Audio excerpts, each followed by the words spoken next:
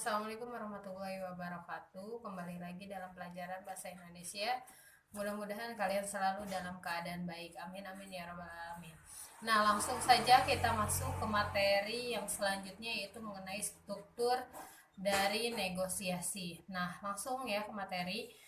Nah, kita akan mempelajari mengenai struktur kompleks negosiasi. Yang pertama itu ada orientasi. Apa sih itu? Orientasi adalah kalimat pembuka atau salam atau untuk memulainya suatu negosiasi. Jadi, ketika memulai negosiasi itu kita harus melakukan salam seperti Assalamualaikum atau kalau misalkan kita datangnya pagi-pagi, selamat pagi Pak, atau selamat pagi Bu. Jika siang, selamat siang Bu, atau jika malam, selamat malam Bu, atau selamat malam Pak.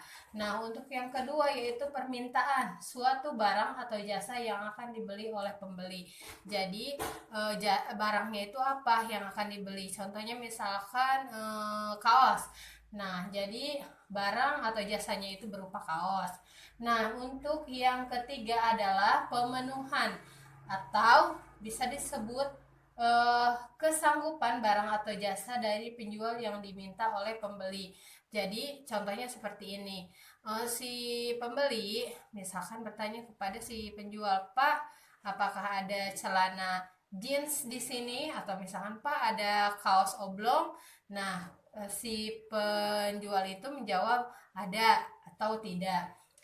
Kalau misalkan pemenuhan itu berarti harusnya ada ya barangnya. Nah, kalau yang keempat adalah penawaran. Apa sih itu? Yaitu puncaknya negosiasi yang terjadi kedua belah pihak saling tawar-menawar. Misalkan si penjual menawarkan kaos dengan harga 60.000.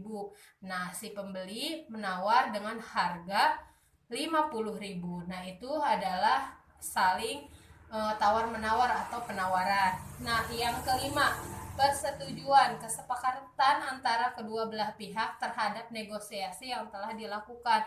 Contohnya tadi ya, si penjual menawarkan 60.000, si pembeli menawar 50.000. Jadi kesepakatannya itu biasanya seperti ini. Nah, Bu, gimana kalau harganya di tengah-tengah aja 55.000? Nah, kalau misalkan si pembeli sepakat, si penjual juga sepakat, nah itu hasil dari persetujuannya itu.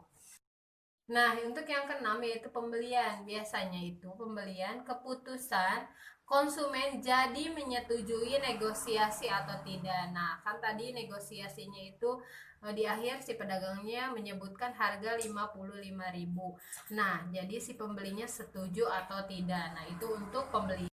Nah, untuk yang terakhir yaitu yang ketujuh, penutup. Nah, kalimat penutup biasanya ucapan terima kasih atau biasanya kalau di kita mengucapkan seperti ini, Assalamualaikum Pak,